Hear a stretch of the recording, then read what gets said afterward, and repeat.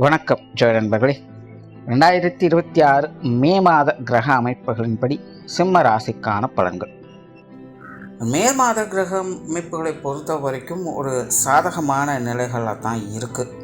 இந்த 2026 ஆரம்பிச்சிலேருந்து இந்த கூட்டு கிரக அமைப்புகளால் ரொம்பவுமே கொலாப்ஸாக இருந்த நிலைகளில் இந்த ஏப்ரல் மாத நிலைகள் அப்படிங்கிறது ஓரளவுக்கு கொஞ்சம் ஸ்டெபிலைஸ் ஆக ஆரம்பிச்சது.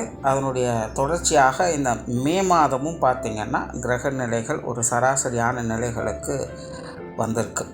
அண்ட் குறிப்பாக இந்த மே மாதம் பார்த்திங்கன்னா மாதத்தின் பிற்பகுதிகளில் மாத கிரகங்கள்னு சொல்லக்கூடிய சூரியன், புதன், செவ்வாய், சுக்கிரன் 4 கிரகங்களுடைய பெயர்ச்சியும் இருக்குது.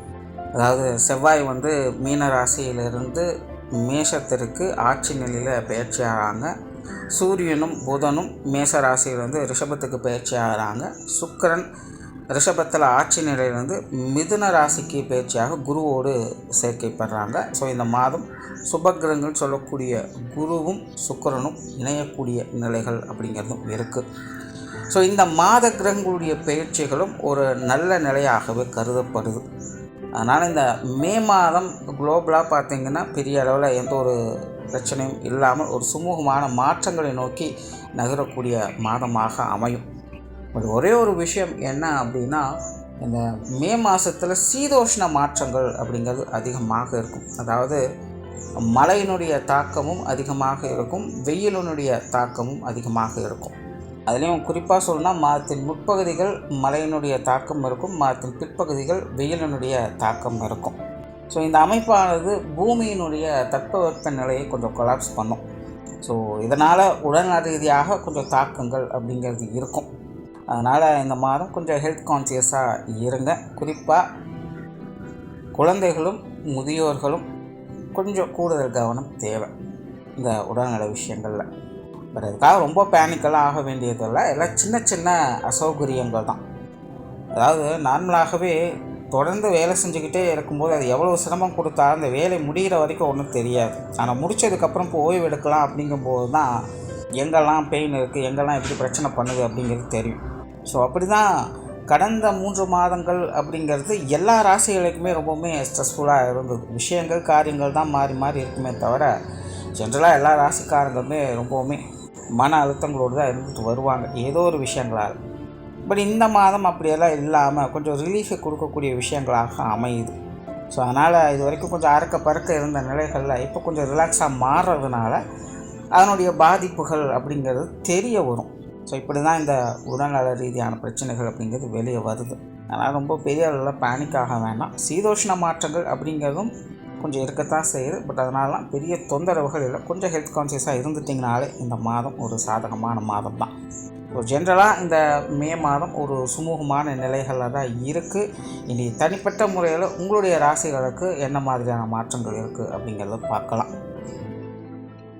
சிம்ம ராசிக்கு இந்த மாதம் உங்களுடைய ராசிநாதன் ராசிக்கு 9ஆம் இடத்துல உச்சம் பெற்ற நிலையில் புதனோடு சேர்ந்து சஞ்சாரம் செய்து வராங்க. மாதத்தின் பிற்பகுதியில் ராசிக்கு 10ஆம் இடத்துக்கு பயிற்சி ஆவாங்க. ராசியில் எப்பவும் போல் கேதுவனுடைய சேர்க்கை என்பது இருக்குது. இது தவிர மற்ற கிரகங்களுடைய நிலைகள் என்பது சிம்மராசிக்கு இந்த மாதம் ஒரு சாதகமான நிலைகளில் இருந்துட்டு வருது. ஸோ கடந்த 2-3 மாதங்களாக பெரிய அளவில் நெருக்கடிகளாக இருந்து வந்த விஷயங்கள் எல்லாமே இந்த மாதம் சூரியனை கண்ட பனித்துளி போல விலக ஆரம்பிக்கும். ஸோ பெரிய அளவில் சிக்கல்கள் எதுவும் இல்லை, எல்லாமே ஒரு சுமூகமான நிலைகளில் தான் இருந்துட்டு வரும். இப்போ சிம்மராசியை பொறுத்த வரைக்கும் மன அழுத்தங்கள் குறையக்கூடிய ஒரு மாதம் அப்படின்னு சொல்லலாம். ரொம்பவுமே சிரமப்பட்டு ஒரு விதமான பயத்தோடையும் பதற்றத்தோடையும் செயல்பட்டு வந்த உங்களுக்கு எல்லாத்துலேயுமே ஒரு ரிலீஃப் கொடுக்கக்கூடிய ஒரு மாதமாக தான் இந்த மே மாதம் அமைஞ்சிருக்கு. ஸோ சிம்மராசிக்காரங்க இந்த மாதம் கொஞ்சம் பீஸ்ஃபுல்லாகவே இருந்துட்டு வருவாங்க. பேச்சுவார்த்தைகள் சாதகமாகவே இருக்கும். பட் இருந்தாலும் சிம்ம ராசியினோட குணத்துக்கேற்ப சில நேரங்களில் கொஞ்சம் ரொம்பவுமே ஸ்ட்ரிக்ட் அண்ட் ஸ்ட்ரைட் ஃபார்வர்டாக இருப்பீங்க. தவிர இந்த மாதம் பார்த்திங்கன்னா வழக்கற்றுக்கு மாறாக சற்று அதிகமாக பேசக்கூடிய நிலை என்பதும் உண்டு. அமைதியாக இருக்கணும் அப்படின்னு நினைக்கிறவங்கள கூட பேச வச்சு வேடிக்கை பார்க்கக்கூடிய ஒரு மாதம் அப்படின்னு சொல்லலாம். ஆனால் இந்த காரசாரமான விவாதங்களை மட்டும் கொஞ்சம் பார்த்து இருந்துக்கங்க. மற்றபடி பேச்சுவார்த்தைகள் சார்ந்த விஷயங்கள் நல்லபடியாக இருக்கும். தொழில், வேலை, உத்தியோகம் சம்பந்தப்பட்ட விஷயங்கள் இந்த மாதம் சிறப்பாகவே இருக்குது. சிம்மராசிக்காரங்க இந்த மாதம் காரியங்கள் சிறப்பு பெற்றவங்களாகவே இருப்பாங்க.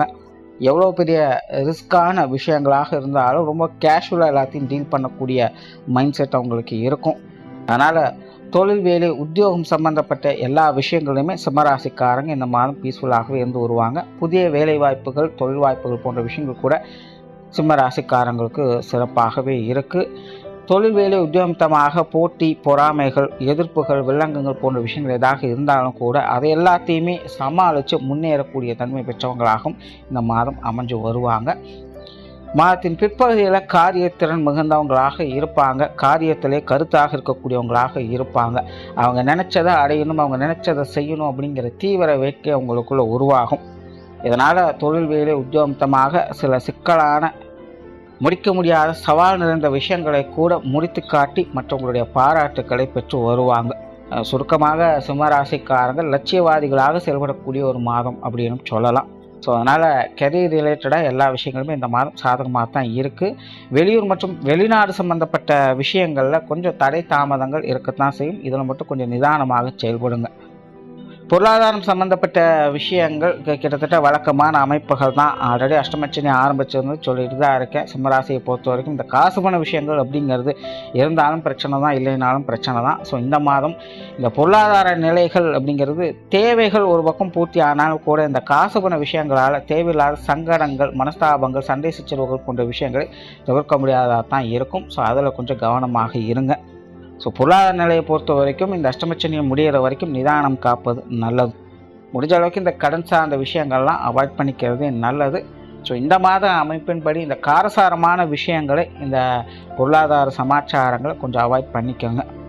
சொத்து சுகங்களை பொறுத்த வரைக்கும் இந்த மாதம் சாதகமாக இருக்கும்னு சொன்னால், குறிப்பாக மாதத்தின் பிற்பகுதிகளில் வீடு, நிலவரங்கள் சம்மந்தப்பட்ட விஷயங்கள், வாகன ரீதியான விஷயங்கள் உங்களுக்கு நல்ல முறையில் கை கொடுத்துருவோம்னு சொல்லலாம். மாதத்தின் 30 மட்டும் கொஞ்சம் நிதானம் என்பது தேவை. மாதத்தின் 30 இது சார்ந்த விஷயங்கள் ஈடுபடுறீங்க அப்படின்னா ஒரு தடவைக்கு 2 தடவை யோசனை பண்ணி நிதானத்தை செயல்படுங்க. டாக்குமெண்ட் சார்ந்த விஷயங்கள்லாம் லீகலாக கரெக்டாக இருக்கா அப்படிங்கிறத செக் பண்ணிக்கோங்க. அவசரப்பட்டு எந்த ஒரு காரியத்தையும் செய்ய வேண்டாம். ஆனால் மாதத்தின் பிற்பகுதிகள் இது சார்ந்த விஷயங்கள் எல்லாமே உங்களுக்கு நல்லபடியாகவே கைகூடும். குடும்ப விஷயங்கள், காரியங்கள் சிறப்பாகவே இருக்கும். குடும்ப தேவைகள் பூர்த்தி அடையும். குடும்ப விஷயங்கள், காரியங்கள் அதிக ஈடுபாடுகளை காட்டி வரவும் செய்வீங்க. சிலருக்கு குடும்ப பொறுப்புகள் அதிகரிக்கலாம். இப்படி எதுவாக இருந்தாலும் எல்லாத்தையுமே ஈஸியாக மேனேஜ் பண்ணிடுவீங்க. குடும்ப விஷயங்கள், காரியங்கள் எல்லாமே சுமூகமாகவே இருக்கும். குடும்ப உறவுகளுக்குள்ளேயுமே ஒரு நிலையான நிலைகளை எதிர்பார்க்கலாம். திருமண அமைப்புகள், புத்திரபாக்கிய அமைப்புகள் அளவான நிலைகளில் தான் இருக்குது. இது சார்ந்த விஷயங்களில் கூச்சல் குழப்பங்கள் அதிகமாகவே இருக்கும். மனசு ஒரு தெளிவில்லாத நிலைகளில் தான் செயல்படும். இதற்கெல்லாம் இதையெல்லாம் எதிர்பார்த்து காத்திருக்க வேண்டிய சூழ்நிலைகள்லாம் ஏற்படலாம். ஸோ கொஞ்சம் நிதானமாகவே இருங்க, அவசரப்படாதீங்க. கணவன் மனைவி உறவுகள், குழந்தைகள் சம்பந்தப்பட்ட விஷயங்கள், காரியங்கள் எல்லாமே பேச்சுவார்த்தைகளில் கொஞ்சம் கவனம் தேவை. காரசாரமான விஷயங்களை தவிர்த்துக்கிறது நல்லது. கொஞ்சம் கான்ட்ரவர்சியான நிலைகள் தான் இருக்குது. பட் எல்லாமே மாதத்தின் ஆரம்பத்தில் தான் இருக்கும். மாதத்தின் பிற்பகுதிகள் இதெல்லாமே ஒரு சுமூகமான நிலைகளுக்கு மாற்றப்படும். ஸோ இதெல்லாம் சூழ்நிலை தகுந்த மாதிரி கொஞ்சம் அனுசரித்து போய்க்கோங்க. குறிப்பாக இந்த பேச்சுவார்த்தைகளை சங்கடமெல்லாம் பார்த்துக்கிட்டனாலே எல்லாத்தையும் சமாளிச்சிடலாம். உறவினர்கள், நண்பர்கள் சம்மந்தப்பட்ட விஷயங்கள் ஓரளவுக்கு பரவாயில்ல. இது உறவினர் சார்ந்த விஷயங்கள் கொஞ்சம் சங்கடம் இல்லாமல் போயிட்டு இருக்கும். நண்பர்கள் வகையில் மட்டும் கொஞ்சம் காரசாரமான விஷயங்கள், தேவையில்லாத மனச்சங்கடங்கள் போன்ற விஷயங்கள் அவ்வப்போது எட்டி பார்த்துட்டு போகும். ஸோ அதை மட்டும் கொஞ்சம் பார்த்துக்கங்க. உடல்நலம் சார்ந்த விஷயங்கள் கொஞ்சம் கட்டுப்பாட்டிலே இருக்கும். இருந்தாலும் ராசியினுடைய கேது அமைப்பு இருக்கிறதுனால இந்த உஷ்ண ரீதியான தொந்தரவுகளை கொஞ்சம் கவனமாக இருங்க. கொஞ்சம் ப்ரெஷர், டென்ஷன் எல்லாம் இருக்கத்தான் செய்யும். அதனால் உடல்நல விஷயங்களில் கேர்லெஸ்ஸாக இருக்க வேண்டாம். மாணவர்களுக்கு கல்வி, வித்தை சம்பந்தப்பட்ட விஷயங்கள் மாதத்தில் முற்பகுதிகள் கொஞ்சம் தடை தாமதங்களோடு தான் இருக்குது. மாணவர்கள் கண்டிப்பாக முயற்சிகள் என்பது தேவைப்படும். மாதத்தின் பிற்பகுதிகளில் இதெல்லாம் ஓரளவுக்கு கொஞ்சம் கட்டுப்பாட்டில் வரும். மாணவர்களுடைய தேவைகள் பூர்த்தியாகும். ஏதோ புரிய மாணவர்கள் உங்களுடைய முயற்சிகளை மட்டும் கைவிடாதீங்க. குறிப்பாக கல்வி, வித்தை சம்பந்தப்பட்ட விஷயங்கள், காரியங்களில் கொஞ்சம் அலைச்சலை கொடுத்து தான் ஆதாயங்களை கொடுக்கும். அதனால் எடுத்தவங்க எந்த முடிவையும் எடுக்க வேண்டாம். எந்த ஒரு காரியத்திலும் ஈடுபட வேண்டாம். நிதானமாகவே செயல்படுங்க. இடமாற்றங்கள் போன்ற விஷயங்கள் உங்களுடைய தேவைகளை பூர்த்தி செய்யும். பட் முன்னாடியே சொன்ன மாதிரி கொஞ்சம் அலைச்சலை கொடுத்து தான் ஆதாயத்தை கொடுக்கும். கொஞ்சம் பொறுமையாகவே டீல் பண்ணுங்க. ஸோ ஓவராலாக சிம்மராசியை பொறுத்த வரைக்கும் இந்த மாதம் கடந்த சில மாதங்களை ஒப்பிடும்போது இந்த மாதம் ஒரு சிறப்பான மாதமாகவே இருக்குது. குறிப்பாக காரிய சிறப்புகள் மிகுந்த ஒரு மாதமாகவே இருக்குது. ஒரு பக்கம் அஷ்டமச்சனி, இன்னொரு பக்கம் ராசியில் கேதுவும் இருக்கிறதுனால நிதானமாக செயல்படுங்க. இந்த மாதம் உங்களுக்கு எல்லா விஷயங்களுமே சிறப்பாகவே அமையும். நன்றி, வணக்கம், வாழ்க வளமுடன்.